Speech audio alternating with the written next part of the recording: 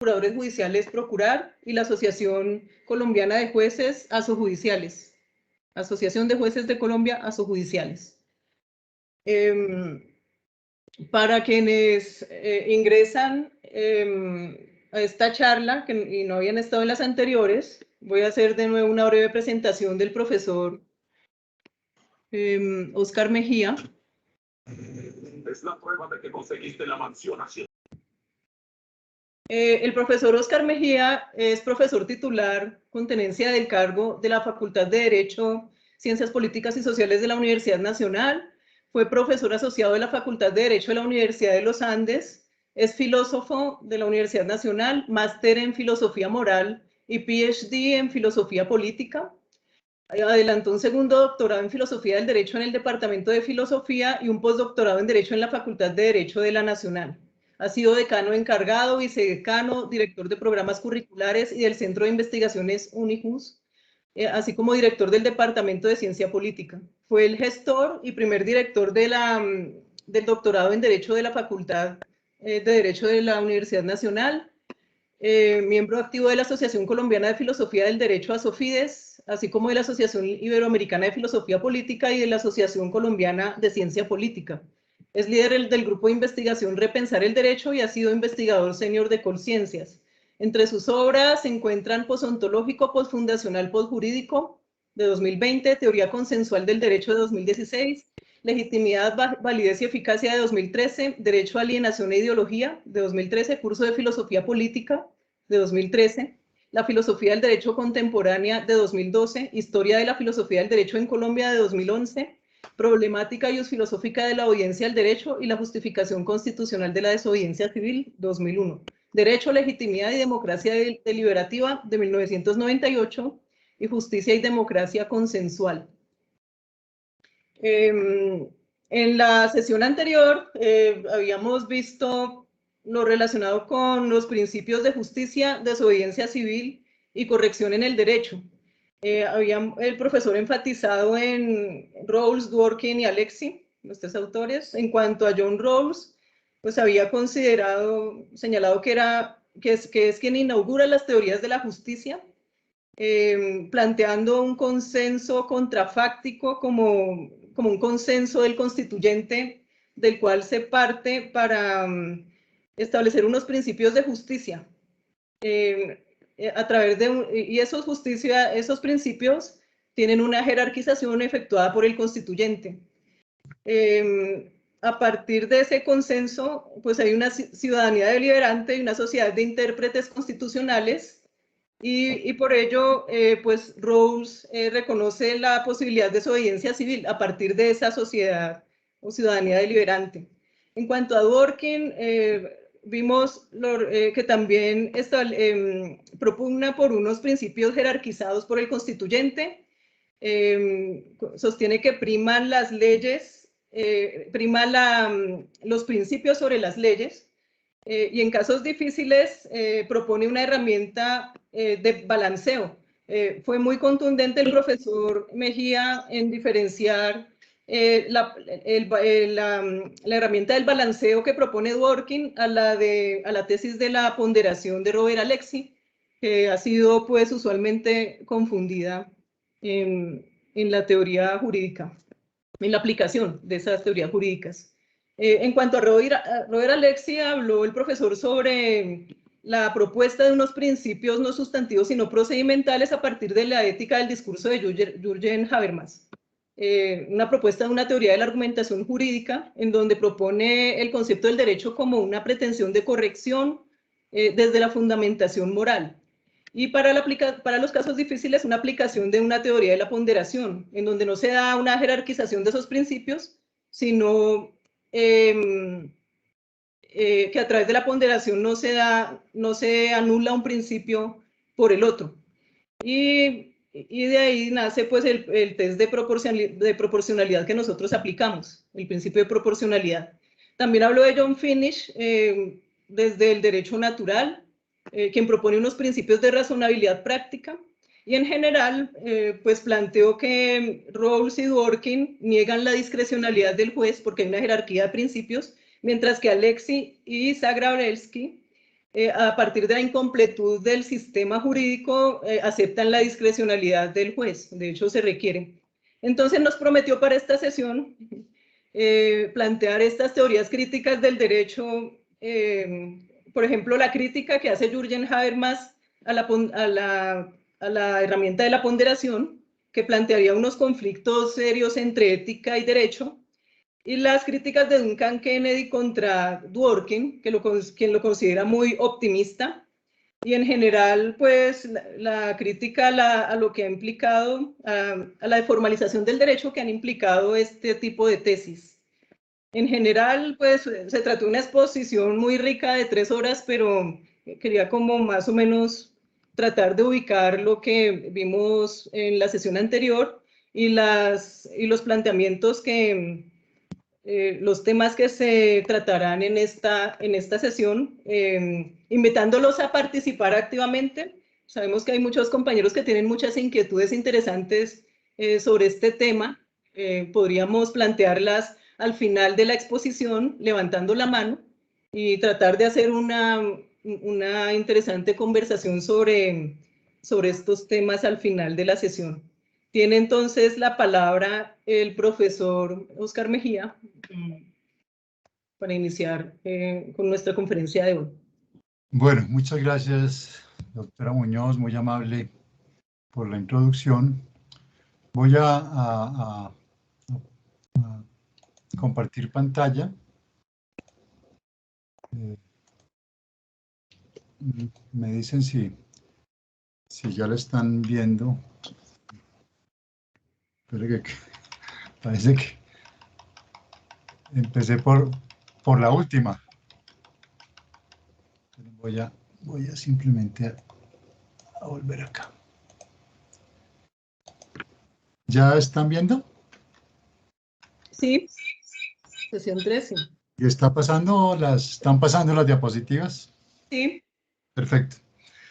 Bueno, pues como ya se dijo, pues la exposición de hoy va a versar sobre las teorías críticas del derecho e ideología, tratando de abordar ahí a Habermas, a Duncan Kennedy y a la teoría feminista, que obviamente pasaré muy rápido por ella, porque será, digamos, con la cual cerraremos, o espero cerrar el día de hoy, nuestro ciclo.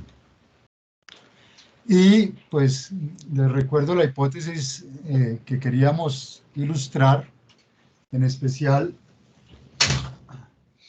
la última parte, que es la que concierne pues a la exposición del día de hoy,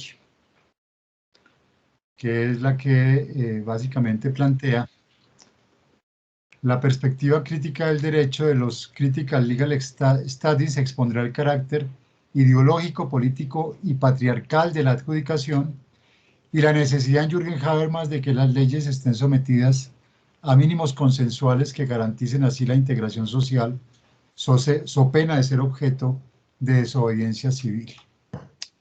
Entramos, digamos, más o menos, hemos dividido estas 3 presentaciones en los paradigmas pre- y convencionales, el naturalismo, el realismo, el positivismo, y después lo que se conocen como los paradigmas pospositivistas, que fue donde vimos a Luhmann, a Rawls, a Dworkin y a Alexia. Y ahora entramos, digamos, a un tercer dominio, que serían los paradigmas del derecho críticos, que en general pues son las que se denominan las teorías críticas del derecho. Hay 2 tradiciones, grosso modo, pues, de las cuales se nutren las teorías críticas del derecho, que una tradición es el marxismo, en sus dos ramas constituyentes, el marxismo ortodoxo, pues obviamente ahí encontramos a Lenin, a Stalin, y ubicaremos a Pachucanis, y también de alguna manera se inscriben Althusser y Poulantzas, aunque son visiones, digamos, francesas más críticas, y el marxismo heterodoxo, que es un marxismo más académico, un marxismo crítico, que va a estar representado por la primera escuela de Frankfurt, ya la entraremos a ver, y otras que señalaré, y de donde se desprende básicamente la figura de Habermas. Y la otra gran rama de sospecha sobre lo jurídico es la del pensamiento francés, que podríamos también dividir en dos ramificaciones, lo que inicialmente se va a conocer como el postestructuralismo, donde ubicaríamos a Foucault, y más tarde el posmodernismo, donde estaría situado Derrida. En conjunto, todas estas, digamos, antecedentes son los que alimentan lo que se va a conocer como las teorías críticas del derecho, que empiezan a surgir a partir del 60 en Italia con el uso alternativo del derecho. Después, en los 70, la teoría crítica del derecho francesa, los estudios sociojurídicos en Inglaterra, o en general, digamos, en el Reino Unido, y finalmente, la única que de alguna manera sobrevive, que serán los estudios críticos legales, donde se van a ubicar más tarde, con una derivación, la teoría feminista del derecho. No alcanzaremos a tocar el análisis económico del derecho, que es una teoría crítica, pero de carácter conservador, y por supuesto el pluralismo jurídico, que digamos es el gran punto de fuga de las teorías críticas contemporáneas. Vamos a iniciar entonces pues con una visión de dónde surge pues esta lectura del derecho, que realmente proviene de Marx y básicamente del joven Marx. Cuando Marx le escribe a su padre en 1837 que abandona sus estudios de derecho, en una parte de su carta, que es además una reflexión sobre el derecho en su momento, en la primera mitad del siglo XIX, una visión muy perspicaz, ¿sí?, supremamente aguda, va a plantear precisamente esto, hablando de Bon-Savigny, hablando de Hegel y su filosofía del derecho, y hablando de la exégesis también y de todo el derecho civil, que pues ya venía, todo el derecho napoleónico, que se había extendido por toda, o se estaba extendiendo por toda Europa en ese momento. Como si el derecho positivo, dice el joven Marx, pudiese ser en general algo real. Al final del derecho privado me di cuenta de la falsedad de todo, y de nuevo se me hizo claro que sin la filosofía no podía penetrar en el asunto. El punto, digamos, de quiebre en el cual Marx, aunque ha terminado, digamos, sus estudios sobre derecho, decide doctorarse más bien en filosofía y, digamos, da el giro hacia la filosofía y empieza, digamos, una reflexión que va a encontrar en la cuestión judía, igualmente una de sus reflexiones más representativas sobre el derecho. Y es donde el joven Marx va a criticar particularmente, primero, el que la emancipación se identifique con la política. Marx es crítico al respecto y dice, el hombre no se libera con la emancipación política. La emancipación política es, podríamos decir, un momento, un paso, pero no es la emancipación total. Pero tampoco es el derecho y el Estado, que era la gran propuesta de Hegel. Hegel, digamos, su gran cosmogonía, culmina en últimas con la figura del Estado y del derecho estatal en últimas, ¿sí?, como, digamos, el gran instrumento de emancipación. Por eso un autor francés, Henri Lefebvre, dirá, el siglo XX fue hegeliano, porque las tres grandes ideologías políticas, los tres grandes paradigmas políticos, el liberalismo, el marxismo y el fascismo, los tres le apostaron a la figura del Estado, como la figura, digamos, emancipadora, de la sociedad. Bueno, aquí el joven Marx confronta, digamos, muy tempranamente esa idea y pues está cuestionando, digamos, el planteamiento de Hegel, de que el Estado y el derecho puedan emancipar, o sea, que ni la política emancipa, ni el derecho y el Estado emancipan.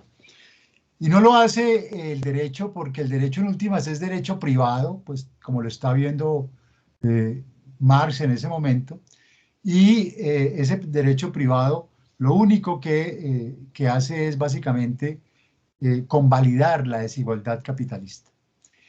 Y también entra aquí a criticar los derechos humanos, la Declaración de los Derechos Humanos y el Ciudadano de la Revolución Francesa, en una dicotomía interesante que después vamos a ver en Habermas, cuando dice que esos tampoco son emancipatorios, porque esos derechos humanos en últimas lo que hicieron fue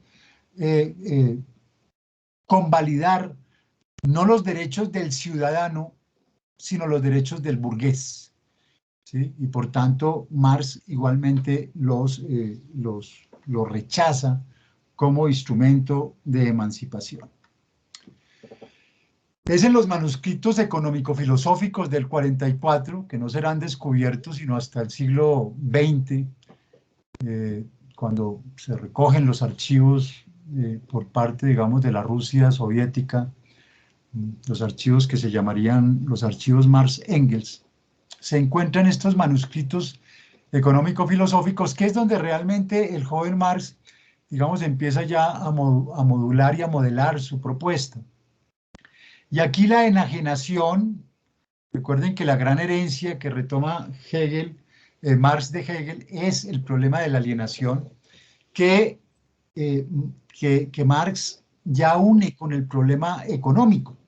Ya no es la alienación como, digamos, como categoría filosófica, sino es la alienación ya entendida, como más tarde lo va a plantear el Marx maduro, básicamente como fetichismo de la mercancía dentro del capitalismo. Y esa enajenación, muestra este joven Marx, es la apropiación de la creación de la autoactividad, no solo personal, sino social, por parte del capitalista. Entonces yo produzco, yo creo, ¿sí? Y el capitalista se apropia de mi producción.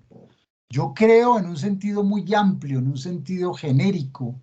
Yo estoy yo hago el mundo mío a través de mi creatividad, de la categoría de autoactividad que dice el joven Marx, y esa apropiación se la toma, esa creación se la apropia el capitalista. Por eso para el joven Marx, y esa fue una de las razones por las cuales el stalinismo consideró que el joven Marx no era marxista, porque para el joven Marx no había emancipación si no se superaba la alienación. Y este es un problema que lo pongo de relieve porque es lo que vamos a encontrar como el hilo rojo de todo el marxismo heterodoxo, de toda la escuela de Frankfurt precisamente, desde la primera hasta Habermas e incluso más allá.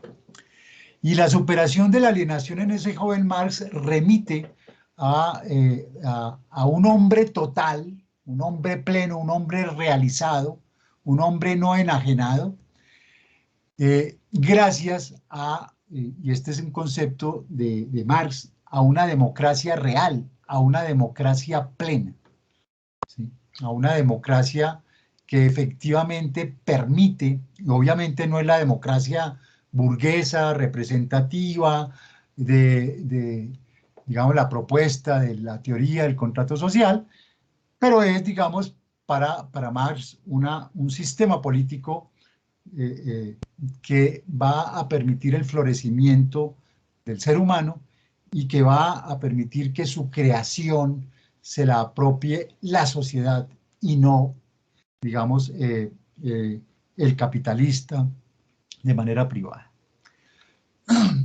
Pero después se produce el desplazamiento de la crítica de la alienación, que es el énfasis del joven Marx, a la crítica de la economía política. Y ahí es donde vamos a encontrar ya lo que va a ser la concepción materialista de la historia que Marx opone a la concepción idealista de la historia de Hegel. La concepción idealista de la historia de Hegel había sido la secuencia desde el comienzo de la idea, podríamos decir desde el comienzo de Dios hasta el espíritu absoluto y más tarde la figura del Estado en sí misma. Y todas esas habían sido figuras de la conciencia con las cuales Hegel describe el desarrollo de la historia. Era como una historia reflejada en la conciencia. Entonces, por eso Marx va a decir, voy a poner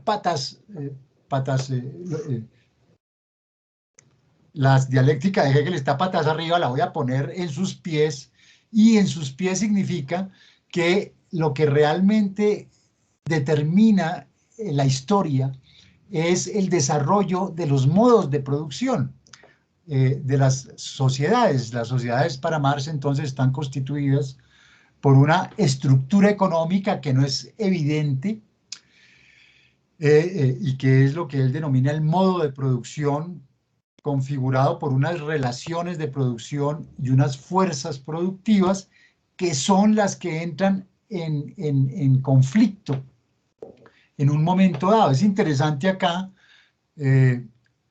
comprender que básicamente esas relaciones de producción son relaciones jurídicas, ¿sí? Es como se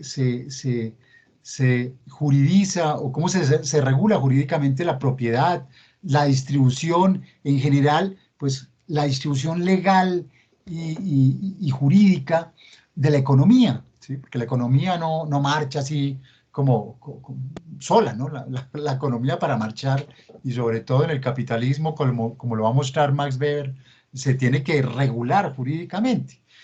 Y llega un momento en que las fuerzas productivas no se pueden seguir desarrollando y entran en conflicto con esas relaciones de producción. Es decir, básicamente entran en conflicto con el derecho privado, si ustedes quieren, que regula esas relaciones de producción.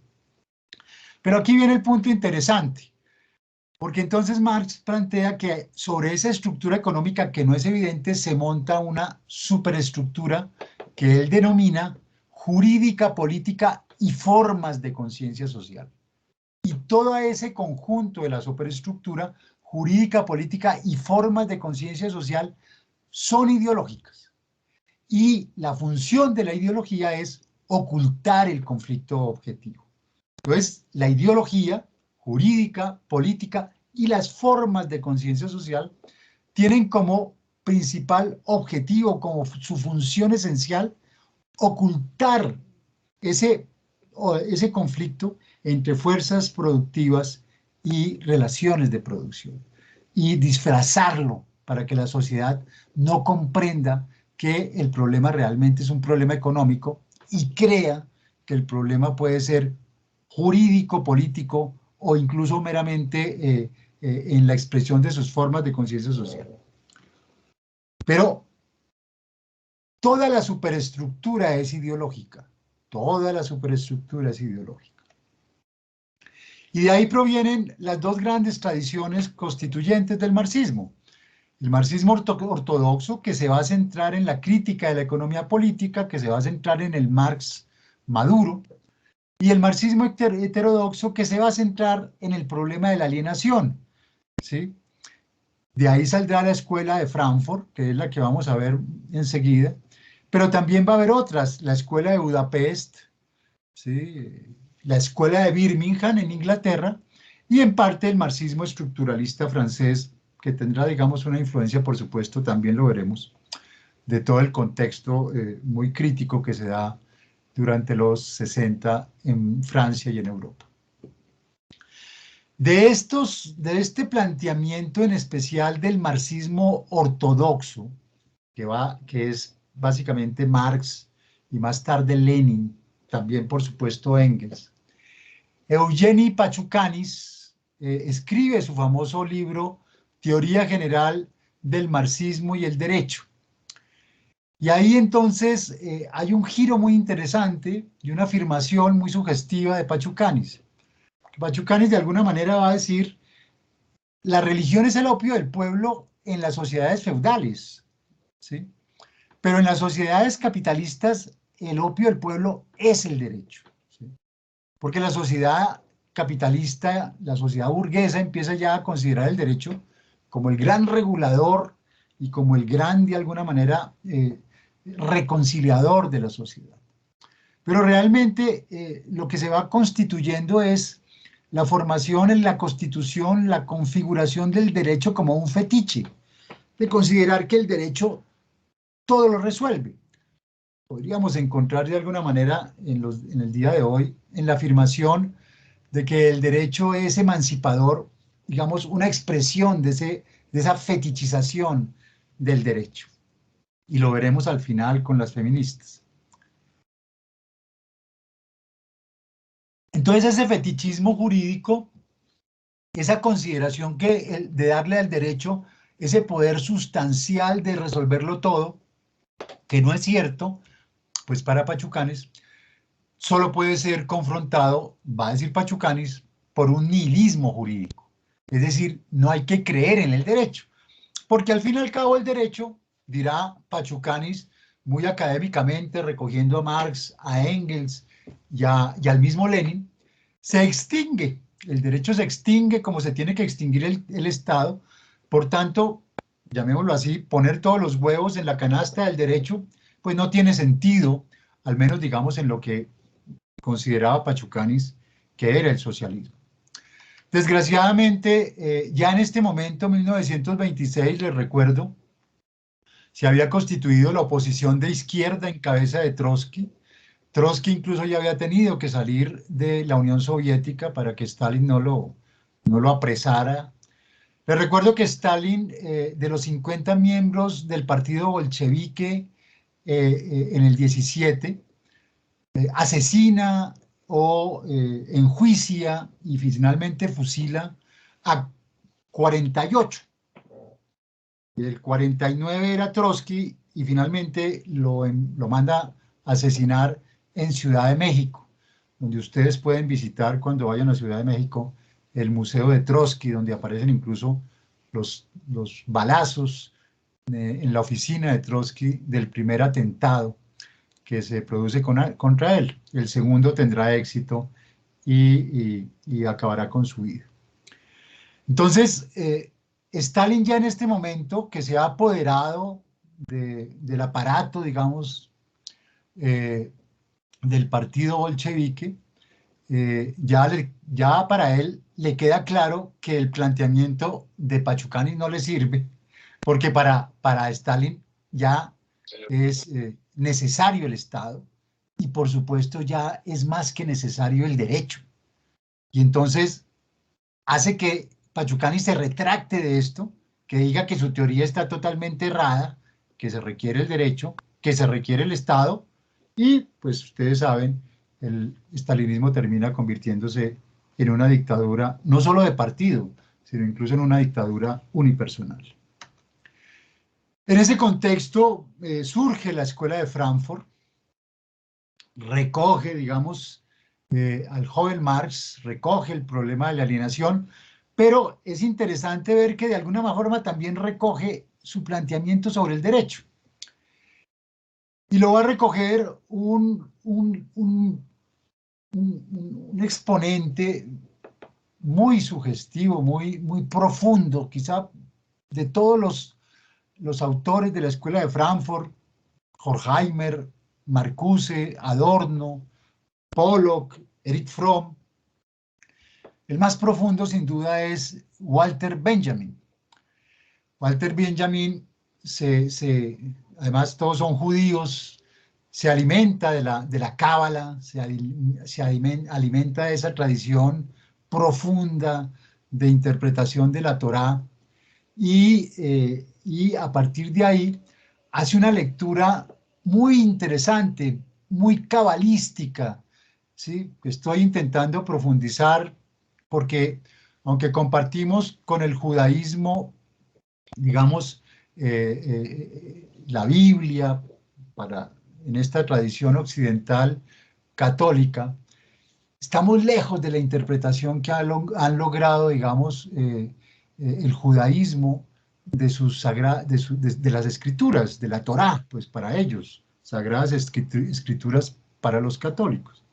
Pero lo que quiero rescatar es precisamente, digamos, esta afirmación de Benjamin en un libro temprano, en 1921, Crítica de la violencia, cuando dice, por equivocación, porque se le ha confundido con el reino de la justicia, el orden del derecho, simple supervivencia del estado demoníaco de la existencia humana, se ha conservado más allá del tiempo que inauguró la victoria sobre los demonios.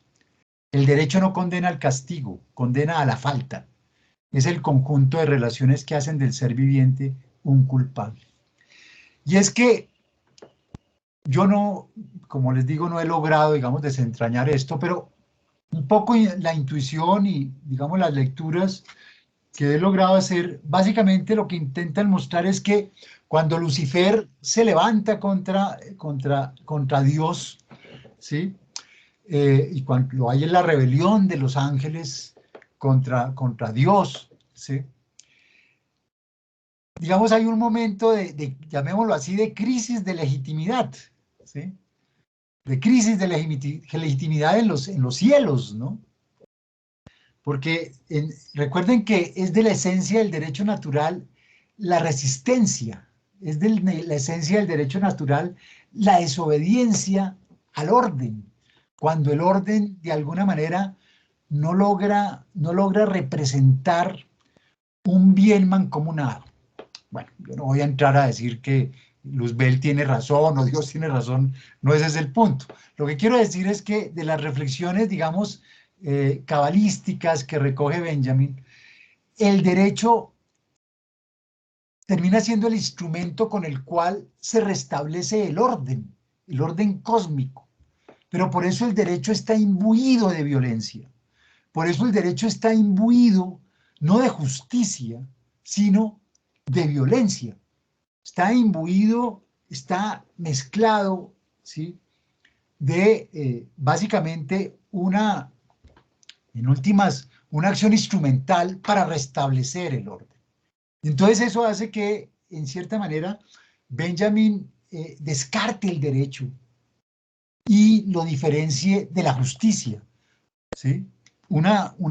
Como les había mostrado en la primera sesión, una posición, digamos, presente en el derecho natural antiguo, ¿sí? Pero que Benjamin recoge, ¿sí? Y por eso, digamos, en este texto también muy interesante, el derecho una vez establecido no renuncia a la violencia. Fundación de derecho equivale a fundación de poder y es, por ende, un acto de manifestación inmediata de la violencia. Justicia es el principio de toda fundación de fines. Poder es el principio de toda fundación de derecho. Entonces, él distingue de manera radical derecho y justicia. Y más tarde Benjamin pues asume de nuevo el problema de la alienación de una manera muy linda en este texto del 36, porque dice la alienación es la pérdida del aura. ¿Y qué es el aura? El aura es sentirnos plenos a la sombra en una tarde de verano. El aura es ver el crepúsculo caer sobre las montañas, un momento como de plenitud, ¿sí? Ese hombre total del que hablaba el joven Marx, ¿sí? Ese momento de reconciliación como con la vida, pero que supone que en últimas somos felices en una sociedad. Cuando usted está viendo caer el crepúsculo, pero está muerto de hambre, ¿sí? O cuando está viendo caer el crepúsculo, o está debajo de la sombra de un árbol, pero no tiene que comer, pues obviamente no hay momento de reconciliación. Entonces ahí es donde, digamos, esa pregunta por la alienación se vuelve clave para Benjamin, pero también se vuelve clave para la teoría crítica, que más tarde, y este es el texto final, como ustedes saben, Benjamin, como no logra ser profesor, ¿sí? Estúpidamente, pues, porque para ser profesor en Alemania tenían que de alguna manera habilitarse como tales, que era prácticamente ser un postdoctorado. Él no lo logra, no, ¿sí? Lo rechazan, ¿sí? Bueno. Y entonces sus compañeros, sus amigos, porque Horkheimer, Adorno, Marcuse son sus amigos, logran salir por programas de intercambio cuando sube el nazismo, pero él no. Y entonces le toca huir de los nazis, está en Francia y cuando va a cruzar la frontera hacia España es tomado prisionero, es a puertas de ser tomado prisionero, prefiere suicidarse. Y el texto que encuentran en su maleta, lo encuentra después y lo recupera Hannah Arendt, y se lo lleva a Marcuse y a Adorno.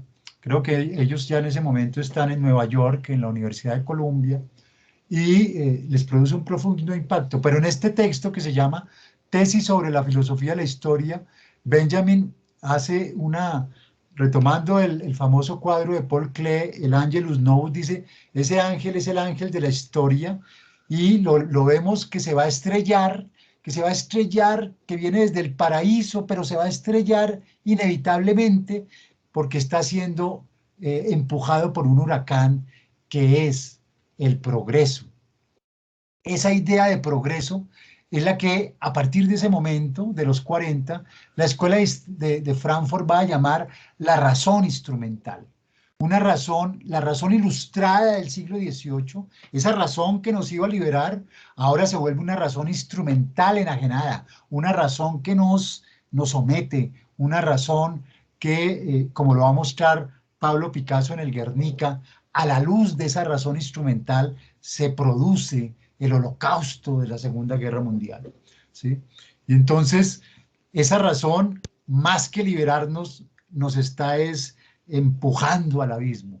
Y aquí viene un giro interesante porque ya esa idea de progreso, de razón instrumental, es no solamente propia al capitalismo, sino es también propia del socialismo estalinista. Y la crítica se vuelve, digamos, a todo el desarrollo de la modernidad tardía en las dos versiones, digamos, de sus paradigmas, tanto, digamos, capitalista como socialista.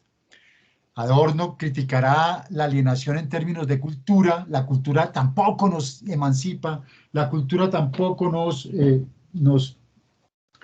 libera, y más tarde Marcuse, quizás el que más impacto va a tener en todo lo que será la contracultura que nacerá en California en la década de los 50, hablará de esa sociedad unidimensional como una sociedad alienada.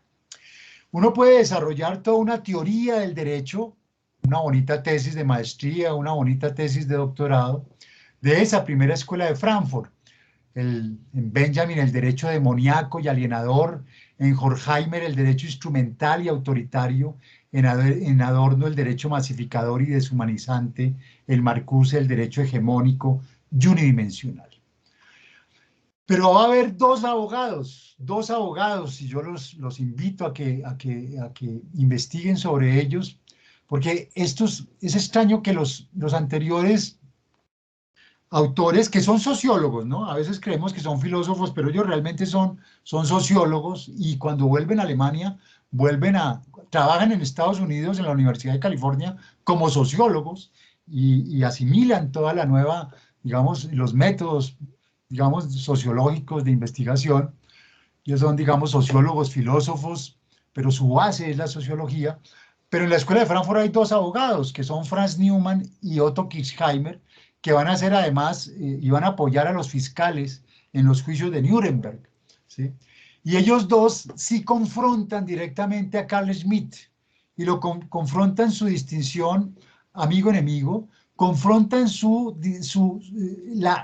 confrontan, digamos, lo naif, lo inocente que es el constitucionalismo liberal, y denuncian cómo a través del formalismo procedimental y el burocratismo jurídico, la distinción amigo-enemigo, se toma el derecho, incluso se toma el constitucionalismo progresista y liberal.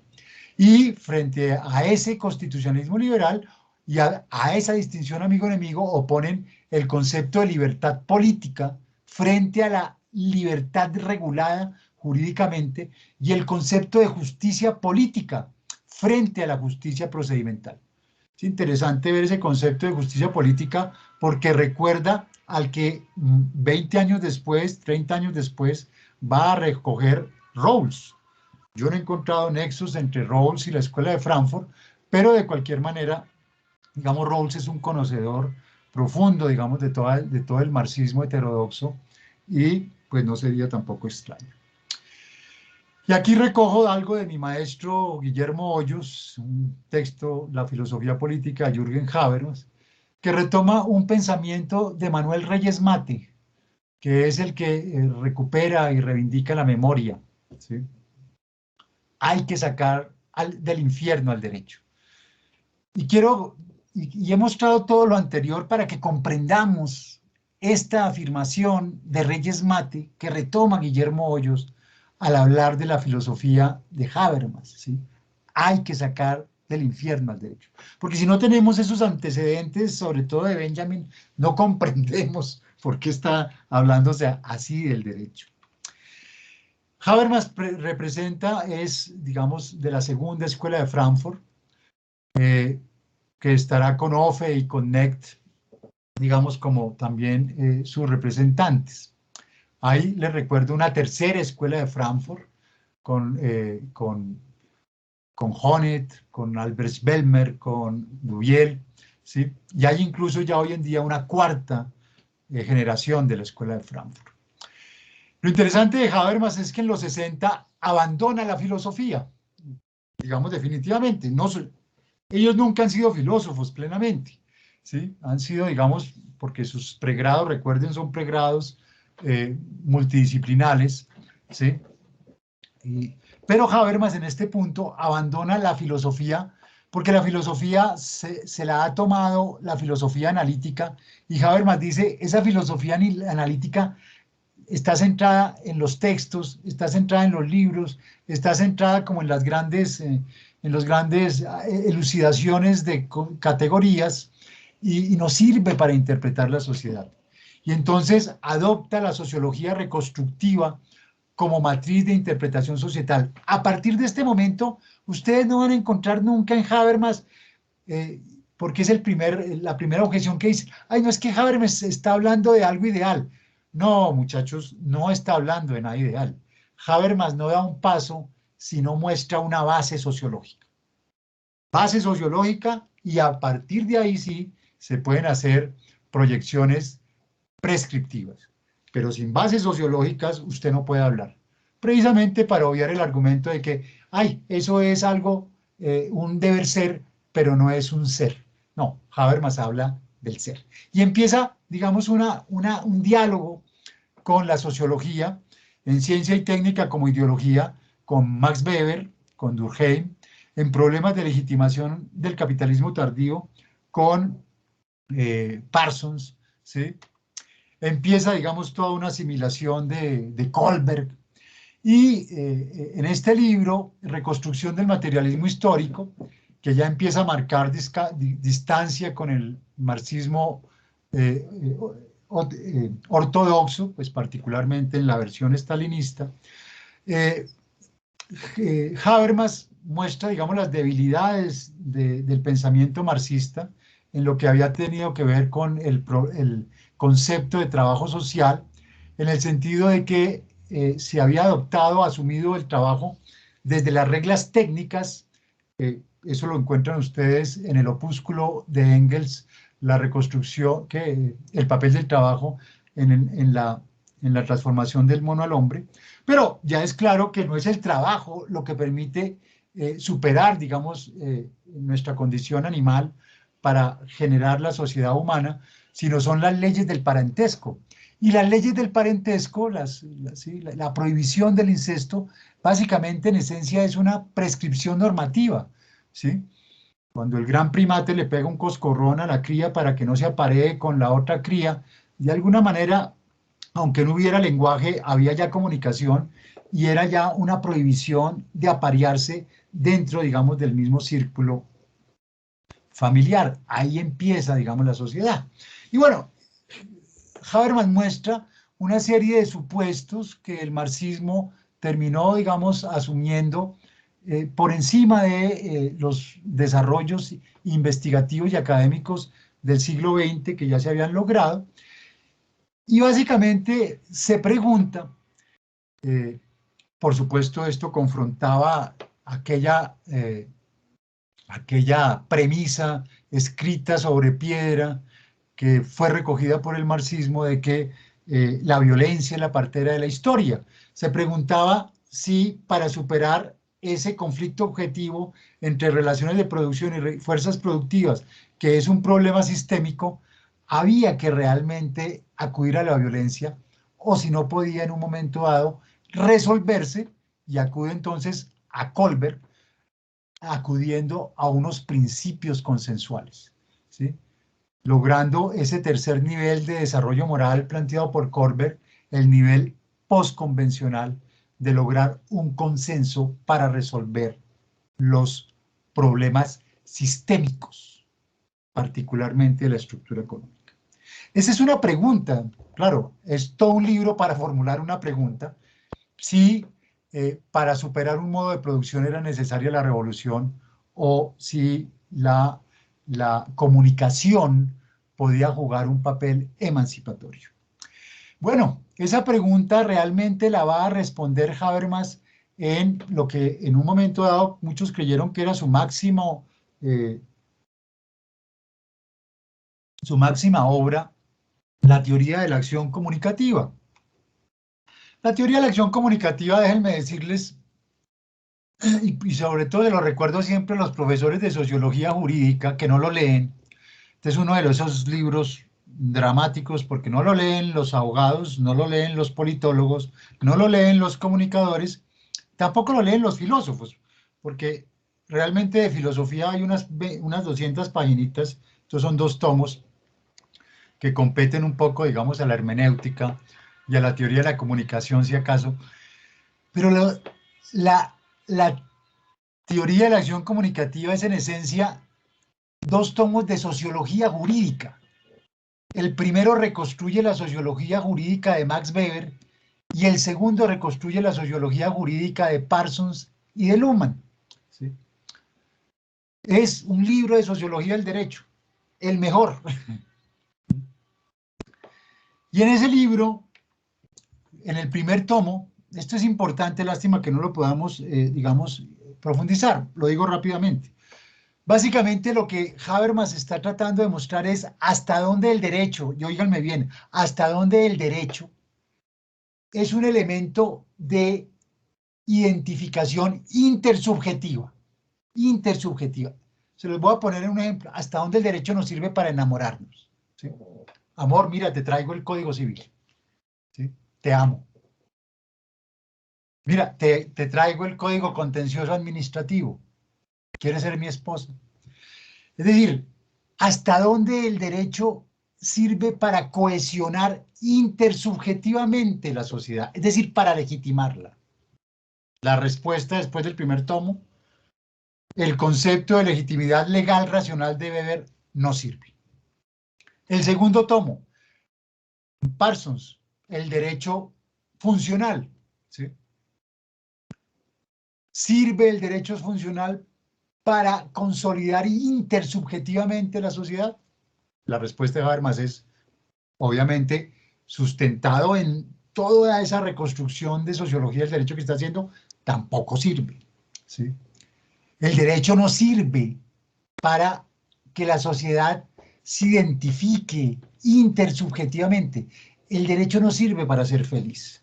Yo le digo siempre a mis estudiantes de pregrado, el derecho no sirve para enamorarse. ¿Sí? Sirve para regular la sociedad, sirve para regular los sistemas sociales, pero no sirve para enamorarse.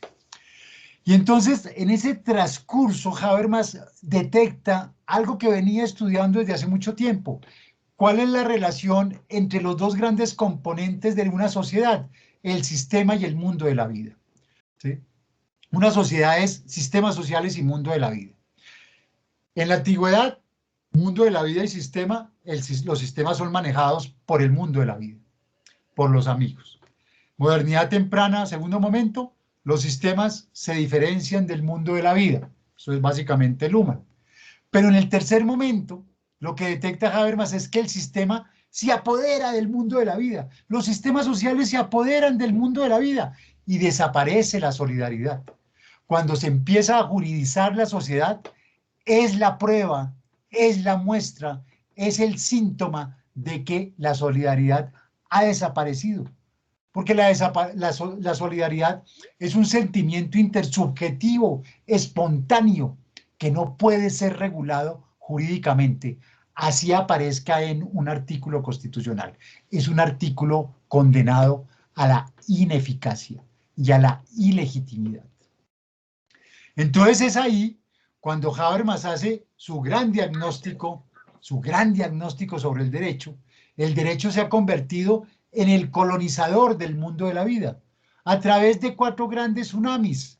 Primero, Estado burgués, la noción de ley, Hobbes. Segundo, Estado burgués de derecho, la noción de libertad y responsabilidad, Locke. Tercero, el Estado democrático de derecho, revoluciones democráticas, participación ciudadana.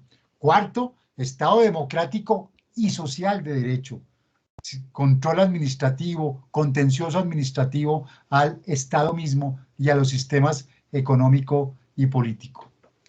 Y esos tsunamis que han ido penetrando el mundo de la vida, pues por supuesto cosifican el mundo de la vida. Y aquí entendamos cosificación como enfriamiento de las relaciones sociales, porque el derecho desplaza las tradiciones, el derecho desplaza los símbolos de reconocimiento social. Y el mayor colonizador del mundo de la vida es la cuarta hornada, es decir, el Estado social y democrático de derecho, porque es en última la constitucionalización de la vida privada. Este es un trabajo que alguna vez hizo una estudiante de doble programa de Derechos, Literatura en la Universidad de los Andes, y mostró en ese trabajo cómo en la literatura colombiana podíamos rastrear las 4 hornadas. Estado burgués, la Manuela; Estado burgués de derecho, la María; Estado democrático de derecho, la Vorágine; Estado democrático y social de derecho, 100 años de soledad. Y entonces ahí es donde Habermas va a concebir la ética del discurso. Recuerdan que hace una semana cuando hablamos de Alexis, decíamos que Alexis había salido de acá, de esta ética del discurso. Bueno, aquí lo que les estoy mostrando es de dónde viene la ética del discurso. Habermas concibe la ética del discurso para tratar de descosificar, para oponerse al derecho.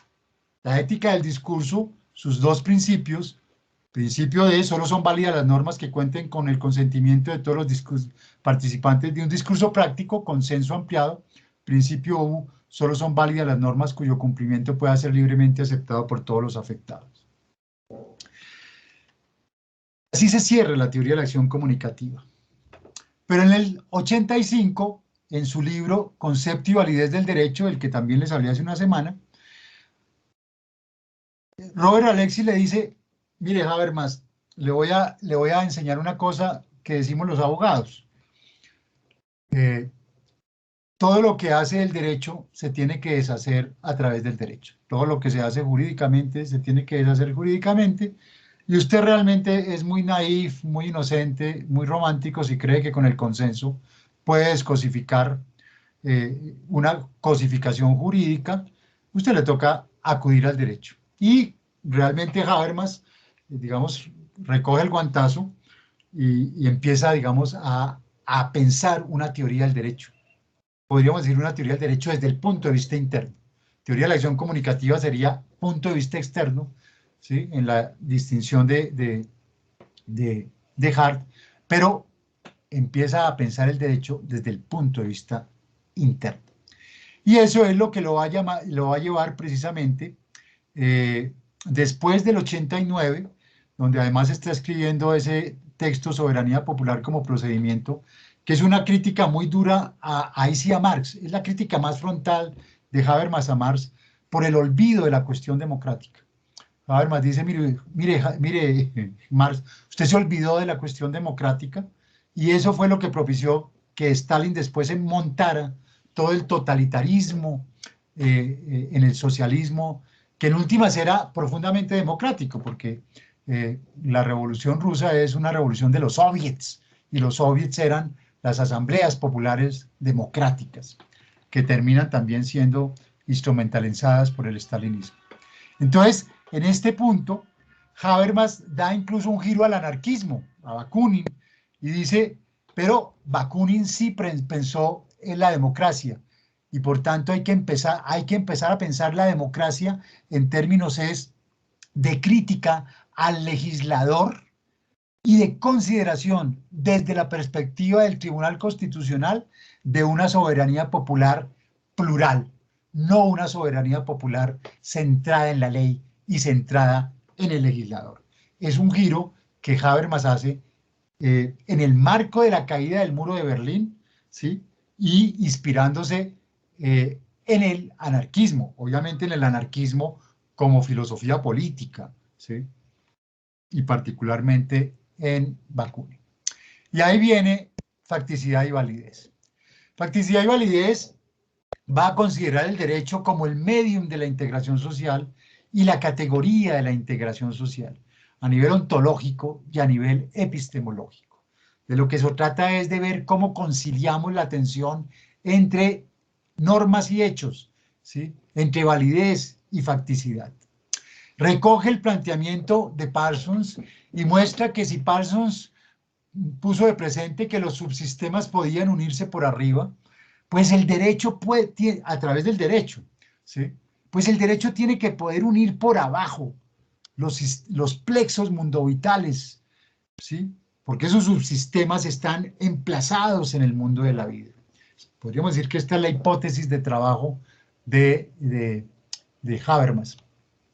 Y va a plantear entonces una validez jurídica que no solamente tiene que mirar a la integración sistémica, sino tiene que mirar también a la integración social. Es decir, que el derecho válido no es el derecho solamente, que es lo que hace el derecho, coordinar sistemas sociales altamente complejos, sino que el derecho también tiene que propiciar la integración de las diferentes formas de vida, la integración de las diferentes clases sociales, la integración de las diferentes etnicidades con el ordenamiento. El derecho no está solamente para servirle a los sistemas sociales.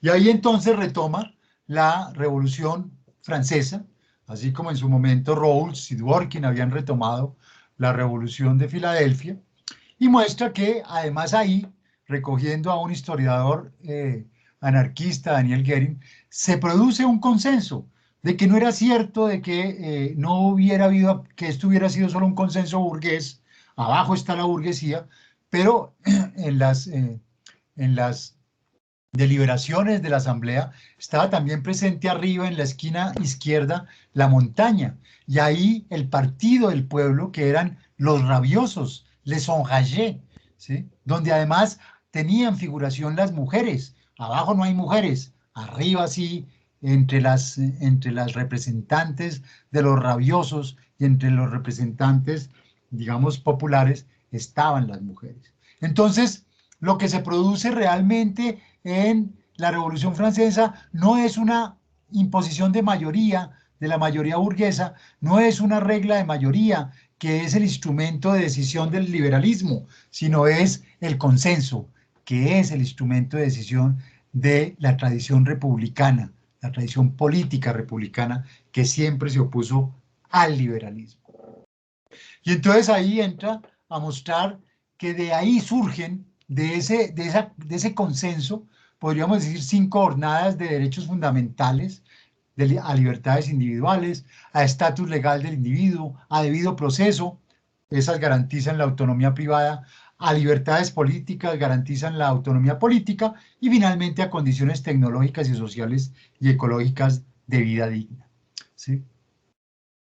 Y entra, digamos, a pensar cómo se deriva de esas deliberaciones la estructura del Estado democrático de derecho. Lo que Habermas aquí quiere mostrar es cuál es el sentido político-moral de la justicia. ¿Para qué es la justicia? La justicia tiene una pretensión de justicia para todos. No es como la deliberación política de justicia para nosotros, ni es como la deliberación pragmática de justicia para algunos, ¿sí? La proyección normativa de la justicia político-moral es justicia para todos, no justicia para nosotros o no justicia para algunos. Y a partir de esto empieza a ser, digamos, una evaluación crítica de los paradigmas clásicos, mostrando cómo tanto en el justnaturalismo como en el realismo como en el positivismo hay una indeterminación del derecho y una irracionalidad de la justicia, en el sentido de que las decisiones, ¿sí?, de la administración de justicia tienen vacíos racionales, por eso se llama irracionalidad de la justicia. Es decir, no porque sean irracionales, ¿sí?, absolutamente, sino porque tienen vacíos. En el justnaturalismo la justicia queda anclada al contexto, en el realismo queda anclada a la discrecionalidad del juez, en el positivismo queda anclada a la seguridad jurídica en detrimento de la justicia material. Esto lo muestra Habermas para llegar a este punto, y es que la teoría que al día de que escribe Facticidad y Validez lograba superar esa deficiencia de los paradigmas clásicos era la teoría de Dworkin de la respuesta correcta, porque garantizaba decisiones justas para todos, la perspectiva deontológica frente a la perspectiva axiológica. Pero la deficiencia de Dworkin, el juez Hércules, es un juez monológico, y ese acento monológico del juez Hércules lo resuelve de alguna forma Robert Alexy con sus reglas de argumentación jurídica. Y aquí viene lo que les había dicho hace 8 días, pero ¿cuál es la deficiencia, dice Habermas, de Alexy? La deficiencia de Alexy es su teoría de la ponderación, porque la ponderación propicia decisiones buenas para algunos, una perspectiva axiológica dentro del derecho, opuesta a las decisiones justas para todos, que debería ser, digamos, a lo que debería aspirar el derecho. Y entonces aquí viene la crítica de Habermas a la teoría de la ponderación. Los derechos fundamentales interpretados como bienes jurídicos optimizables en vez de principios jurídicos son deontológicos, convierten el derecho en medio de realización de patrones de vida buena. Pongo el ejemplo. Yo soy un juez, pero yo me he criado en un colegio confesional. Yo tengo una adscripción confesional, ¿sí? Y me llega un caso difícil de aborto, de eutanasia. Yo tomo 2 principios, dignidad y libertad. Yo, con toda esa trayectoria previa, con toda esa formación ética, ¿cuál principio voy a escoger? Pues obviamente voy a escoger el principio de la dignidad. Yo al contrario soy un juez que estudió en un colegio no confesional, en un colegio público, estudié en una universidad pública no confesional, ¿sí? Me llega el mismo caso. Yo voy a oponer 2 principios, dignidad y libertad. ¿Cuál voy a escoger yo con todo ese background? Pues obviamente el principio de libertad. Entonces Habermas dice, lo que la ponderación está haciendo no es jurídico. Lo que la ponderación propicia es que el juez tome una decisión ética desde su ethos, desde su formación ética, y después lo justifique jurídicamente. Por eso son decisiones buenas para algunos y no decisiones justas para todos. Y lo va a plantear en estos términos.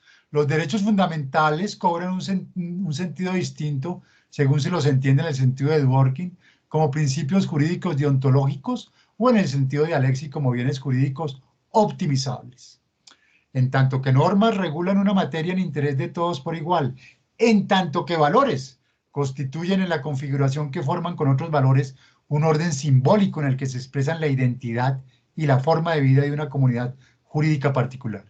Quien hace agotarse una constitución en un orden concreto de valores desconoce su específico sentido jurídico.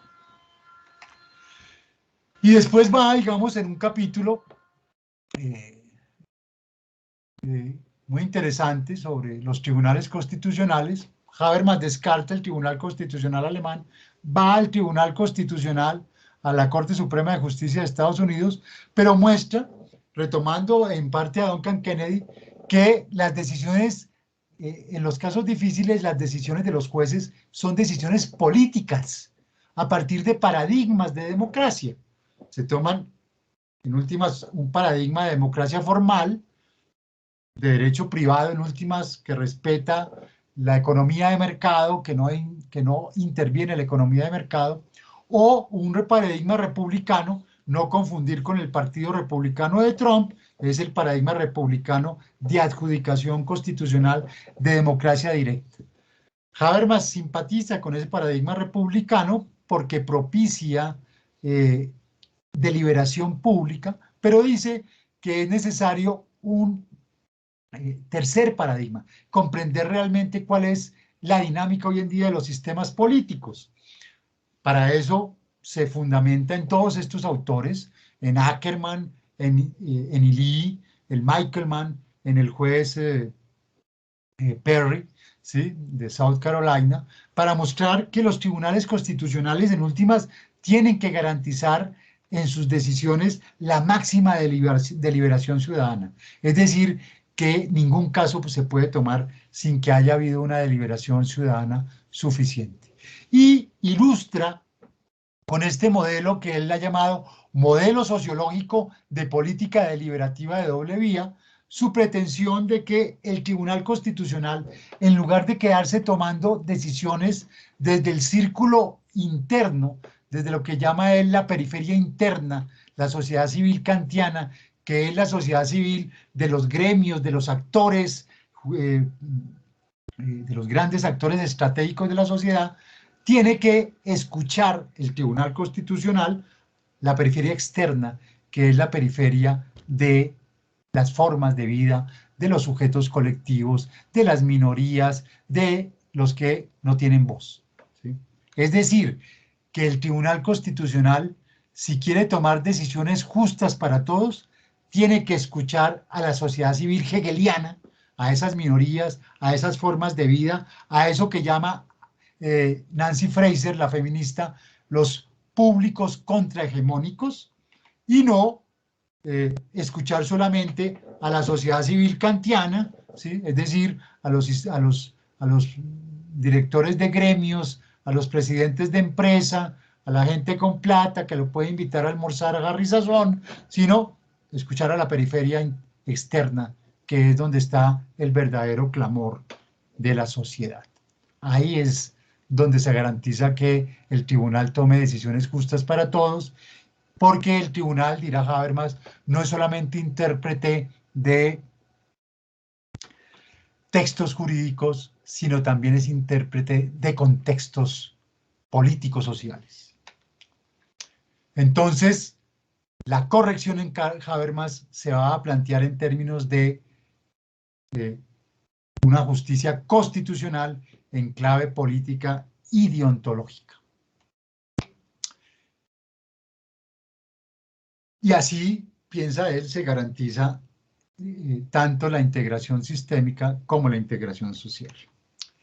Pero hay un autor, y con él termino, digamos, la Escuela de Frankfurt, que es Klaus Gunther, que apoya a Habermas él es, digamos, penalista, básicamente, pero tiene un texto muy interesante que se llama Hacia un concepto normativo de coherencia, criticando precisamente a Alexis, y muestra que la coherencia, que para el positivismo, incluso para la teoría de la argumentación, es como la gran panacea para el derecho, la coherencia es donde reside la corrección en el derecho, pero esa es una corrección político-moral que en últimas remite a la ética del discurso de Habermas, al equilibrio reflexivo de Rawls y al derecho como integridad de Dworkin. Es decir, que para Klaus Gunther la corrección va más allá que la justicia procedimental y es político-moral, en tanto consensual discursiva, integral y razonable en el sentido de Rawls. Entonces, norma fundamental, consenso, ¿sí? Como procedimiento, derechos fundamentales en Habermas, básicamente, y por supuesto, una desobediencia a la ley que no es consensual. Toda ley que no haya logrado un consenso es susceptible de desobediencia civil. Voy a ir, digamos, más rápido, voy a saltarme esta parte que básicamente mostraba cómo el concepto de ideología se va constituyendo, tanto por el giro de Gramsci y más tarde, pues por los aportes de Poulantzas, de Althusser, ¿sí? La consideración de que la ideología crea sujetos y que en últimas esos sujetos son sujetos jurídicos, ¿sí? Y también de Foucault y toda la playa de autores del postestructuralismo y del mayo del 68, Lacan, Derrida, Foucault, Althusser y su crítica al sujeto moderno, el planteamiento de Lacan de que en últimas estamos alienados de entrada porque la imagen que nos formamos es una imagen, la imagen del espejo, es un imago, es decir, siempre desde el comienzo pensamos que nosotros éramos el espejo, pero nunca logramos como desarrollarnos nosotros mismos. Siempre estuvimos y hemos estado y seguimos pegados de la imagen. Cuando mis hijos eran pequeños y esperábamos entrar al cine, nos poníamos a jugar para pasar el tiempo y les decía, bueno, muchachos, a ver quién es imagen y quién es auténtico. ¿Quién es imagen y quién es auténtico? Y viene, digamos, toda la crítica de Foucault, pues que ilustra con las meninas para mostrar que el hombre no existe, que el hombre es una invención, que los derechos humanos fueron una invención del siglo XVIII, que nos inventamos en últimas un ser humano que nunca existió. Eso es básicamente, en resumen, Foucault. Y lo reemplazamos por unas estrategias de subjetivación terribles, que en últimas nos llevó a una sociedad disciplinaria, tal como la había concebido Bentham, ¿sí? Para las prisiones, y ya la prisión es toda la sociedad es un panóptico, y el derecho es el dispositivo panoptizador, ¿sí?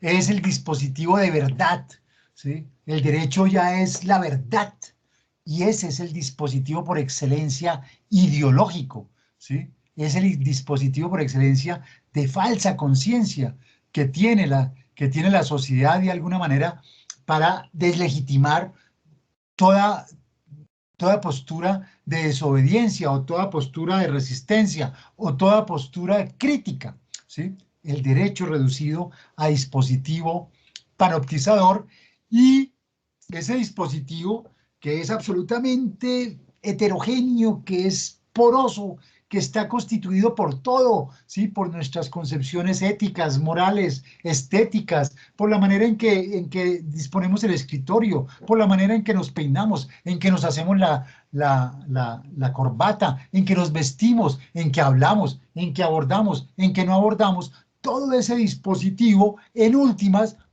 y esto es Derrida, se va a concretar en la sentencia judicial. ¿Sí? En la sentencia judicial, en el instrumento legal, ¿sí? En la legalidad. Ahí está el dispositivo. Y vendrá también, digamos, Negri y su denuncia del constitucionalismo, otra vez diciendo al constitucionalismo, deje de ser tan... Primero deje de creer que usted es el poder constituyente, porque usted lo que en últimas, como Ulises con las sirenas, lo que hizo fue amarrar al pobre Ulises al poste, al mástil, para que no cayera seducido por las sirenas, pero en ese proceso usted acabó el poder constituyente, ¿sí? Quedó el poder constituyente, que era alegre, que era plural, que era loco, ¿sí? La locura de la revolución, quedó sujeto a un poder constituido gris, ¿sí? Y la Constitución se vuelve también ideología. Todo esto es básicamente para llegar a los Critical Legal Studies, ¿sí? Rápidamente. Por supuesto, los Critical Legal Studies retoman la herencia del realismo, ¿sí? Ese realismo confrontador, ese realismo pragmático de finales del siglo XIX, comienzos del XX, ese realismo que monta el New Deal, ese realismo del nuevo contrato social, ese realismo militante, ¿sí? Ese abogado que está pensando en la transformación de la sociedad y no en los formalismos jurídicos, ese abogado disruptivo, ¿sí? Esa es la herencia pues, que recoge en todo caso los Critical Legal Studies. Después coge el movimiento Derecho y Sociedad, ¿sí? Y después incluso Derecho y Economía, tratando, digamos, de armar un constructo, en últimas diría Derrida, un dispositivo que permitiera transformar la sociedad en un momento en que en los 60 y 70 la sociedad norteamericana estaba en unas crisis profundas. Y aparece los Critical Legal Studies, deciden de alguna manera romper un poco con todo eso, adoptan la ciencia social, la teoría social clásica, dicen vamos a volver a los clásicos, vamos a leer a Durkheim, a Weber, a Marx, vamos a leer a Lukács, vamos a leer a todo el que se nos venga, ¿sí? Y incluso después, más tarde, adopten la teoría social contemporánea, vamos a leer a Giddens, vamos a leer a Zygmunt Bauman, ¿sí? Vamos a leer a Harvey, vamos a leer a Lasch, ¿sí? Vamos a empezar, digamos, a airear estos sótanos del derecho norteamericano que ya están oliendo a moho, ¿sí? Y entonces se constituye a través de esas conferencias de los loquitos de las facultades de Derecho que no se ubicaban en el derecho público ni en el derecho privado, las conferencias de los Critical Legal Studies, y obviamente van a denunciar el carácter indeterminado del orden jurídico, denuncian la supuesta objetividad y neutralidad del sistema, muestran que el derecho es básicamente política y que en últimas, como lo van a decir las feministas, cuando los civilistas le dicen, pero mire el derecho privado, si el derecho privado es objetivo, es neutro, es imparcial, y ellas dicen, mire, el código napoleónico no había una sola mujer, eso es puro patriarcalismo, no me venga usted a decir que eso es neutro, imparcial, será para ustedes los hombres, pero eso no fue para las mujeres. Y muestran, y eso será básicamente el gran aporte de las feministas, no el derecho como nuevo opio del pueblo, sino los derechos como nuevo opio del pueblo. Habrá 3 fases en el desarrollo, ahí los remito al texto extraordinario de César Rodríguez, así como César ha propiciado también ciertas falacias a veces, sobre todo, por ejemplo, en la discusión Dworkin-Hart, que se saltó a Rawls, en esta reconstrucción que hace en el estudio introductorio a la libertad y restricción en la decisión judicial, es la mejor que ustedes pueden encontrar. Se pueden, digamos, evitar 50 libros, es magistral lo que hace ahí el profesor Rodríguez. Entonces muestra 3 momentos. La primera fase, la de Roberto Unger, brasileño, ahora asesor antes asesor de los gobiernos de Cardoso y creo que más tarde de Lula, ¿sí? Donde el derecho es denunciado en su supuesta objetividad y en su supuesta neutralidad, denunciado políticamente. Viene el giro hacia César lo va a llamar el irracionalismo, pero es el no racionalismo, que es básicamente la postura posmodernista de crítica a la razón, la crítica que empieza a hacérsele a Dworkin, la crítica a esa miopía y a esa candidez de Dworkin de pensar que efectivamente se pueden desentrañar unos principios jerarquizados y a partir de ahí hacer toda la construcción y la reconstrucción absolutamente sistemática y coherente del sistema jurídico a partir, digamos, de la jerarquización de esos principios, ¿sí? Confrontan entonces a Dworkin va a ser con quien van a pelear los Critical Legal Studies, y se inventan un método, se llama el método de la demolición, el trashing method, ¿sí? para confrontar toda esa carreta, todos esos copy-paste, todas esas sentencias de 800 páginas de puro copy-paste, donde en última la decisión está en unas 50 páginas que también hay que coger y aplicarle el método de la demolición, el método de la basura, el trashing method, para desentrañar sus intereses políticos e ideológicos. Y la tercera fase, la fase de Duncan Kennedy. Entonces hay sin duda un giro de Foucault y el método genealógico a la deconstrucción, el método de Derrida. Por eso, digamos, los santos de su devoción, los santos de la devoción de los Critical Legal Studies van a estar en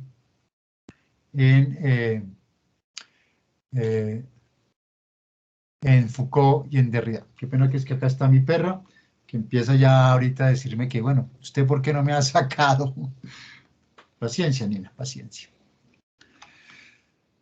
Entonces, vienen los tres momentos que recupera César Rodríguez, forma y sustancia en la adjudicación del derecho privado. Fíjense que lo que hace Duncan Kennedy es atacar al derecho privado, porque claro, ahí es donde los privatistas han dicho que está lo más puro del derecho. Entonces él coge y muestra que no hay neutralidad en el derecho privado, que hay instituciones enfrentadas de derecho privado, pero también de solidaridad social, y que cuando el juez toma una decisión está tomando una decisión obviamente ideológica.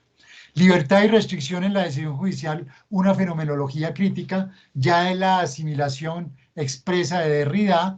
Hay que leerse las sentencias, no hay que quedarse solamente en el señalamiento, ¿sí? Dworkin no opera, el juez es ideológico, restringido en su material, pero libre en su creación.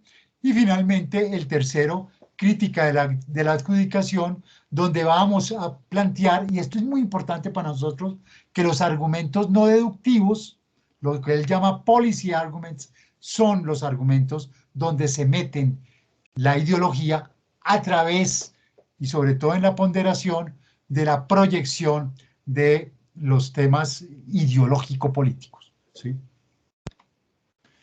Y termina Kennedy con estos 6 modelos de decisión judicial. Miren lo interesante.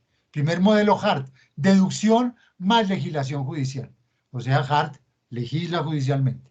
Roberto Unger, asterisco, Kelsen, pura legislación judicial, ¿sí? Pura legislación judicial. Ras, uno de los Sanctus Sanctorum de los positivistas actuales. Deducción, normas limitantes, legislación judicial. Ras también mete legislación judicial. McCormick, el otro santo de la devoción del neopositivismo. Deducción, coherencia, más legislación judicial. Dworkin, deducción, coherencia y teoría política personal del loquito de Dworkin. Y finalmente los civilistas, que es puro liberalismo del siglo XVIII, deducción más coherencia. Y ahí es donde muestra cómo en los casos difíciles, aunque los jueces no son bobos, aunque los jueces saben cómo disfrazar sus cuentos y sus posiciones, no hay pistola humeante que vaya a desentrañar la inclinación ideológica de los jueces a través de esos argumentos no deductivos, los policy arguments, ¿sí? Que son precisamente cuál derecho es mejor para cumplir este principio, ¿sí? Ahí el juez mete toda una serie de proyecciones que no son jurídicas. Ese es el caballo de Troya de la ideología. Y el trashing method tiene que entonces desentrañar precisamente esos intereses, tanto políticos y esas posturas ideológicas de los jueces, sobre todo de los jueces y de los magistrados en las altas cortes, ¿sí? Que pretenden presentarse en unos términos de objetividad, neutralidad e imparcialidad. Y finalmente, digamos, los tres, digamos, una fenomenología de los diferentes jueces, ¿sí? Que muestra un poco el juez activista conservador restringido, ¿sí? El juez mediador, que trata de ser un poquito liberal y un poquito conservador, depende del caso, el conservador trata de no ser tan conservador, aunque en el fondo él es profundamente conservador, ¿sí? Pero él trata de mostrarse como que no lo es tanto. Y finalmente el juez bipolar, que es un juez aguastibias, que un día toma una decisión en un sentido y otro día toma una decisión en otro. Entonces, justicia procedimental, corrección va más allá que la justicia procedimental, es política y es ideológica. Defensa de minorías, desobediencia crítica a la ley. Y terminemos finalmente con, digamos, los grandes desarrollos de los Critical Legal Studies,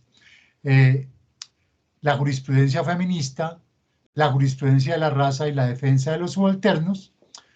Esa jurisprudencia feminista, Catherine McKinnon, que va a mostrar cómo el sistema legal convalida la discriminación a la mujer.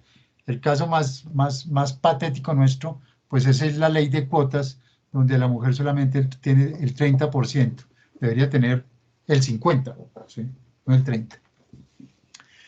Y muestra cómo, digamos, hay toda una metodología, ya hay toda una epistemología feminista, y lo que orienta la epistemología feminista es la pregunta por la mujer, the woman, the question, la pregunta por la mujer en la sociedad, pero la pregunta por la mujer también en el sistema jurídico, ¿sí? El papel que se le da a la mujer en el sistema jurídico, en la administración de justicia, ¿sí? Y cómo en todo caso está sometida a todo un orden patriarcal, a un orden macho, ¿sí? Que la discrimina, que la sojuzga, que la deja de lado. Y el planteamiento de que el discurso de los derechos se ha vuelto el centro ideológico, ¿sí? O sea, la principal fórmula hoy en día ideológica, es decir, de distorsión de la realidad social, es decirnos que somos sujetos de derechos. Y entonces, Patricia Williams y Wendy Brown van a decir tenemos que desbordar el discurso de los derechos como centro ideológico. El derecho no es emancipatorio. El derecho es solo reivindicatorio.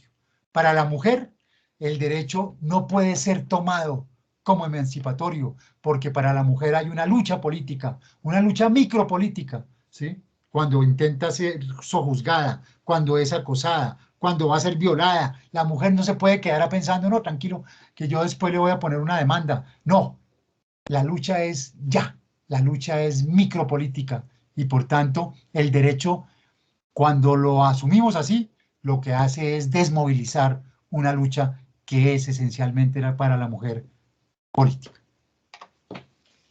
Y ahí se derivará después la teoría crítica de la raza, la teoría crítica de los subalternos, etc. Entonces, crítica del patriarcado y de la colonialidad, desobediencia feminista de colonial a la ley. Y esta fue entonces la hipótesis que quisimos ilustrar en estas 3 sesiones. La identificación derecho-legalidad es puesta en cuestión a partir de los juicios de Nuremberg y Tokio, donde los crímenes de guerra pretendían justificarse con el argumento de haber cumplido la ley. Se inicia una reacción inicialmente desde el justnaturalismo neocantiano para que la justicia primara sobre la ley, y posteriormente, después de Hart y su crítica interna a la obediencia absoluta a la ley del positivismo clásico, John Rawls va a proponer, en línea con el movimiento por los derechos civiles de Martin Luther King, la desobediencia civil como instrumento de la ciudadanía contra las leyes que violan el consenso constituyente y discriminan minorías. Por su parte, Dworkin y Alexis reivindicarán los principios como máxima fuente de corrección política y moral de las leyes, mientras que la perspectiva crítica del derecho de los Critical Legal Studies expondrá el carácter ideológico, político y patriarcal de la adjudicación y la necesidad en Jürgen Habermas de que las leyes estén sometidas a mínimos consensuales que garanticen así la integración social, so pena de ser objeto de desobediencia civil. Espero que en estas 3 sesiones pues de alguna manera hayamos podido ilustrar esa hipótesis de trabajo. Supongo que a ustedes les quedarán las grabaciones y bueno, pues podrán después y con la bibliografía que les envié ampliar pues sus miradas sobre pues esta muy rápida, digamos, paseo por las teorías jurídicas contemporáneas. Bueno, quedo abierto a sus preguntas, comentarios, aportes. Muchas gracias, profesor Oscar Mejía. Claro que sí, muy enriquecedora la conferencia. Vamos a dar paso a las preguntas, inquietudes, aportes de nuestros compañeros.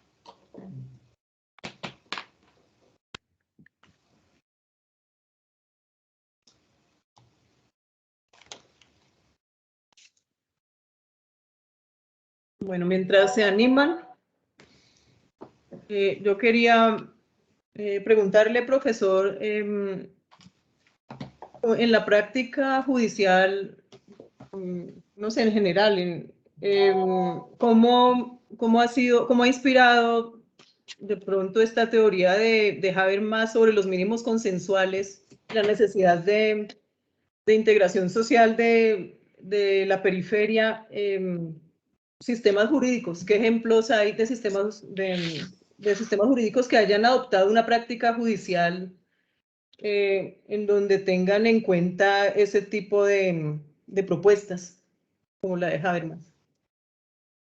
Bueno,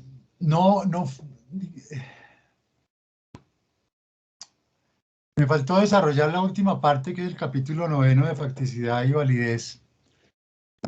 Aunque digamos en general, lo que Habermas intenta es mostrarle al juez constitucional que el sistema político no es como él lo está abordando. Está retomando obviamente la Corte Suprema de Justicia en Estados Unidos, que tiene históricamente esos dos modelos predominantes de adjudicación. El modelo, de democracia formal, que es básicamente no intervenir el mercado, y el modelo de democracia directa, que es sustancialmente la voz de, digamos, la democracia directa, no solo la deliberación ciudadana, sino la voluntad de las mayorías. Pero Habermas está mostrando que los sistemas políticos, no solo la democracia, porque ese es un modelo sociológico fundado en lo que por eso lo llama modelo sociológico de política deliberativa de doble vía, no modelo ideal de sistema político. Así operan, incluso en un sistema político tan distorsionado como el nuestro, así intenta operar. Lo que pasa es que totalmente distorsionado. Pero le intenta decir al juez constitucional, le intenta decir, claro, se sigue centrando inicialmente en el juez, pero ustedes lo pueden leer también de manera lato sensu al operador jurídico, ¿sí? Y es, no se queden oyendo la periferia interna, es decir, la sociedad civil kantiana. Esta es una distinción clave porque nosotros siempre usamos sociedad civil, sociedad civil, sociedad civil, y no tenemos claro que hay dos sociedades civiles, la sociedad civil kantiana, que son básicamente los presidentes de los gremios, los presidentes de las grandes corporaciones, pero está también la sociedad civil hegeliana, que son los que están en la periferia externa, que son las minorías, que son las eticidades, que es el ciudadano de a pie. Entonces está planteando cómo primero hay que entrar a escuchar eso, ¿sí? Y el juez constitucional no se puede quedar solamente interpretando textos jurídicos, haciendo exégesis meramente, sino tiene que también comprender. Por eso no me pude detener en el texto de 1989 de la caída del muro de Berlín, pero es muy importante porque dice, los tribunales constitucionales son los que pueden reconciliar revolución y sociedad. Los tribunales constitucionales son los que efectivamente tienen que aprender no solamente a quedarse ahí en lo jurídico, sino a interpretar la sociedad. Esa es una forma. Pero después va en el último capítulo a los paradigmas de derecho privado, ¿sí? Entonces muestra también dos paradigmas. Un paradigma que él llama el paradigma de derecho burgués. Hay que respetar la economía de mercado. un paradigma, el paradigma del estado de bienestar. No, hay que tratar de ver cómo logramos una justicia material, que es más o menos el que tenemos nosotros, o pues pretenderíamos tener nosotros. Pero él muestra, apoyándose en Günther Teuner, que en los últimos 30 años, precisamente a partir de los 90, surge un tercer paradigma que llama Teuner de derecho reflexivo. Y es la necesidad que se ha tenido de que, paralelo al desarrollo capitalista, si ustedes quieren, haya una preservación integral de las comunidades. Es decir, que el desarrollo no puede hacerse a costa. Es un poco lo que aquí en Colombia es ¿cómo se llama esto? La consulta previa, que también está distorsionada y no sirve para nada, ¿sí? O tiene serios problemas, ¿sí? Para no ser tan radical. Y entonces, intenta señalar, y el ejemplo, digamos, más claro, es el de la British Petroleum en el Golfo de México, ¿sí? Del cual ustedes encuentran una película muy interesante. La British Petroleum abre un hueco y hay un derrame en el Golfo de México. Terrible. Primero tratan de taparlo, no pueden, entonces le toca pedir cacao para que el gobierno federal llegue y lo tape. Entonces la British dice, ay, muchas gracias, señor gobierno federal, muy amable. Sí, no, de nada, pero aquí está la cuenta. Uy, no, pero ese platal, no, pero eso fue un accidente, nosotros no tuvimos la culpa. No, ustedes sí tuvieron la culpa, pero independientemente de eso, esto no es gratis, ¿sí? Y acá ustedes van a pagar esto. Nos vamos a ir de Estados Unidos, listo, váyanse, pero primero me pagan. Lloraron los medios de comunicación, el escándalo, y pagaron, ¿sí? Listo, ya pagamos. Y después les dicen, bueno, ahora van a coger a todas las comunidades desde la Florida hasta Texas, todas las comunidades que fueron afectadas por el derrame, y a todas y cada una con todas usted va a tener que conciliar y ver cómo logra pagar los daños. No, pero si nos acabamos de quebrar y otra vez la laraca, bla, bla, bla, bla, bla. Lo siento mucho.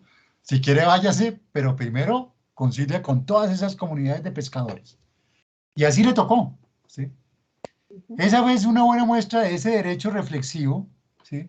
Que le exige a las transnacionales procesos de conciliación con las comunidades, ¿sí? Como aquí.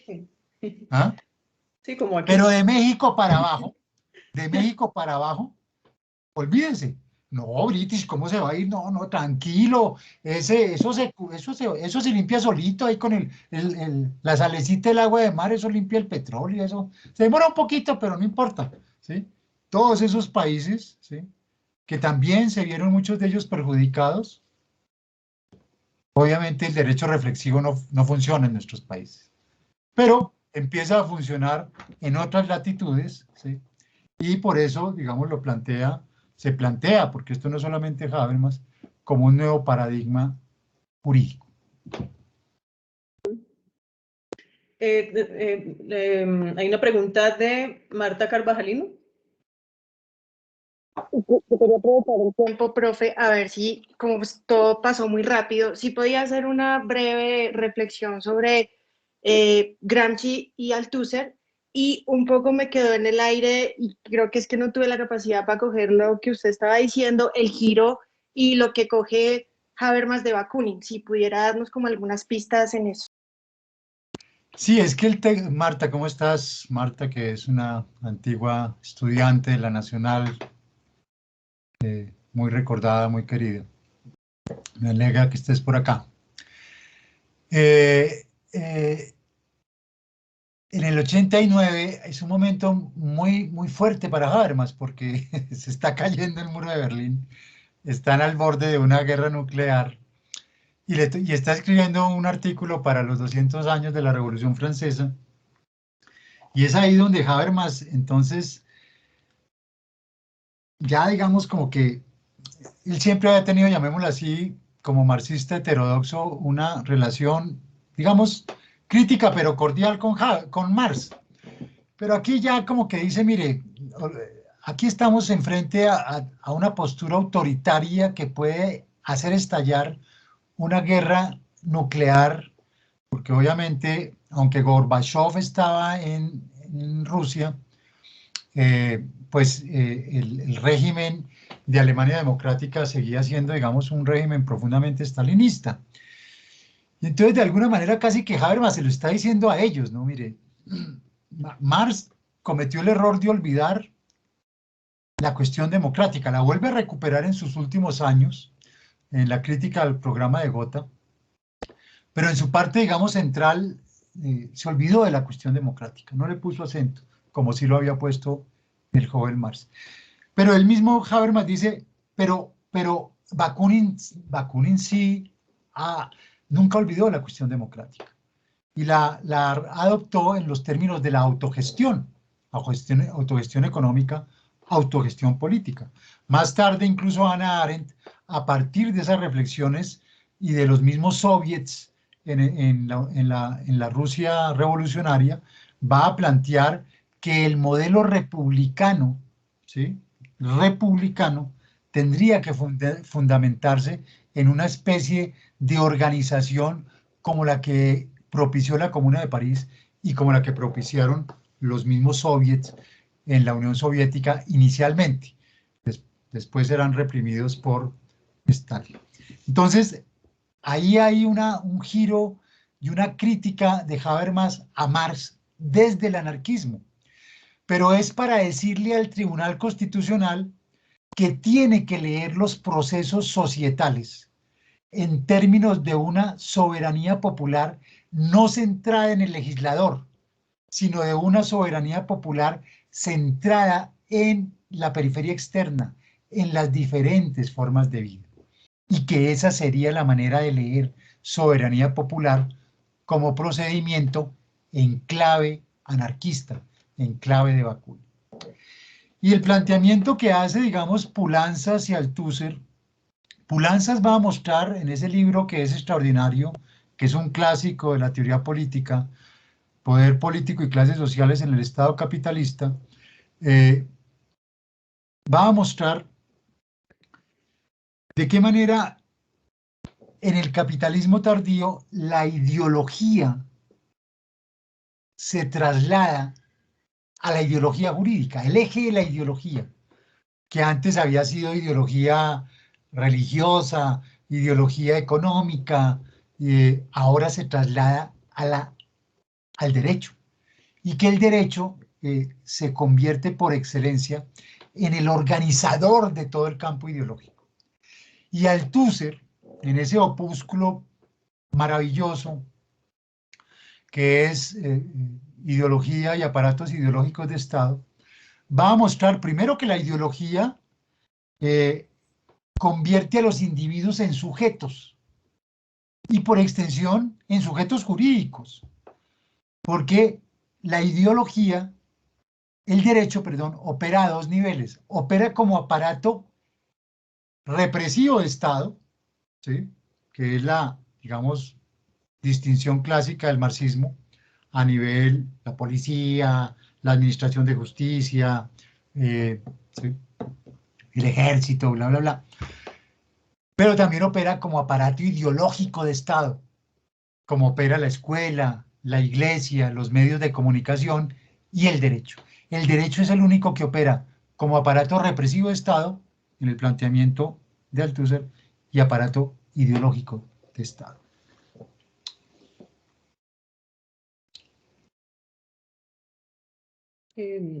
Gracias, profesor Oscar Mejía. ¿Alguna otra pregunta o inquietud de los compañeros en el chat? No veo, tampoco creo.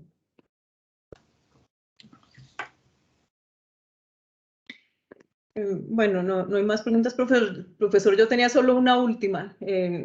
Quería que ampliara un poco esa mención que usted hace a la forma en que Habermas logra demostrar cómo se infiltran en las decisiones judiciales los argumentos ideológicos a través de argumentos elementos no deductivos.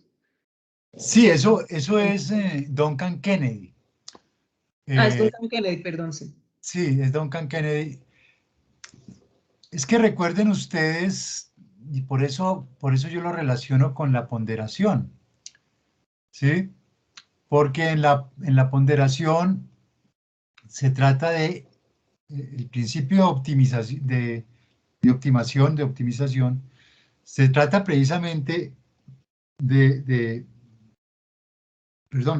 proporcionalidad, se trata de optimizar de la mejor manera el principio en los derechos, ¿sí?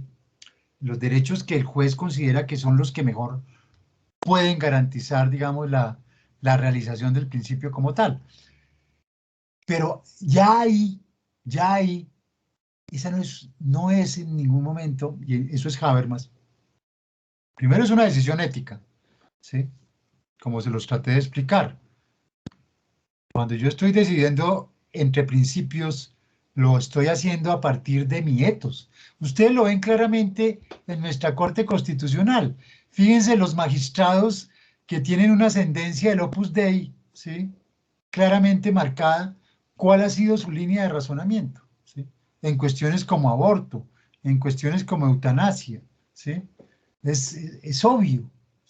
Ellos no van a ir en contra de su ethos. Así como el magistrado, llamémoslo así, de formación liberal, pues va a tomar decisiones de acuerdo a su ethos, ¿sí? Entonces, hasta ahí Habermas y su crítica a la ponderación. Pero lo que va a decir Duncan Kennedy es, cuando el juez entra por ese principio, digamos, de proporcionalidad, a intentar mostrar cuál derecho puede optimizar mejor el principio, toda esa optimización es un catálogo, digamos, de propósitos que no son jurídicos, ¿sí? Que son básicamente casi que una formulación de políticas públicas, ¿sí? Que el magistrado está proyectando si ese principio se articula a esos derechos. Y ahí es donde Duncan Kennedy dice, eso es pura ideología, ¿sí? Ese es, claro, el magistrado no es bobo y sabe cómo plantearlo y sabe cómo disfrazarlo y sabe cómo argumentarlo, ¿sí? Pero en esos argumentos no deductivos, ¿sí? En esos policy arguments es donde realmente se filtran las posturas políticas e ideológicas de los jueces. Perfecto. Bueno, no teniendo más inquietudes de los participantes, le damos entonces las gracias, doctor Oscar Mejía. Ojalá nos volvamos a ver por estos espacios académicos. Bueno, no, con mucho gusto, Y ya, Cristina. y ya pues hay que sacar a la perrita a pasear porque... Sí, porque ahí me está haciendo oso. ¿Cuándo va a terminar? Muy amable, profesor Mejía. Bueno, con mucho gusto. Cuídense todos. Me encantó estar por acá. Muy amables. Sí. Muchas gracias, profe. Gracias. Muy gracias. Chao, pues. Gracias. Hasta luego. Muy gentiles. Gracias. Mucho gusto. Gracias. Muchas Feliz gracias. noche. Hasta luego, profe. Excelente charla, profesor. Muchas gracias. Excelente, muy gentil.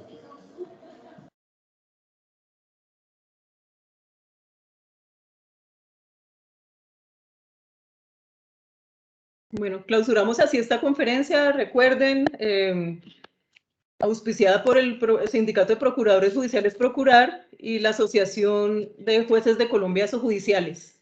Los esperamos en próximos eventos académicos. Que tengan, compañeros, una buena noche. Que estén muy bien. Muchas gracias, María Cristina. Cristina. Un abrazo.